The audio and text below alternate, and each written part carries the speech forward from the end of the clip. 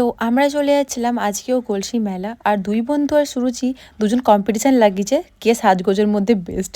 যাই হোক, তারপরে আমরা দুই বোনে চলে যাচ্ছি মেলার মধ্যে। আর মেলাতে তো কিছু কিনতে আমরা যাব না, কারণ আমি মানকড় মেলা থেকে অনেক কিছু কিনেছি।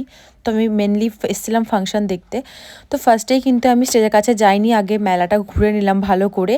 আর এ যে এসছিল ভাই মুর্শিদাবাদে বাড়ি, সেই লেভেলের গান করছিল কিন্তু। আর এটা হচ্ছে আমার লাইফের ফার্স্ট টাইম যে আমি নাগরদোল্লায় চাপিনি, কারণ কি আমার আগের বারে চেপে খুব পরিমাণ বমি পাচ্ছিল, তার জন্য কিন্তু এবারে আমি নাগরদোলায় নিজে থেকেই চাপিনি। বাড়ির থেকে বলছিল যে চাপবি তা চাপগা, আমি বললাম যে না, একদমই চাপবো না।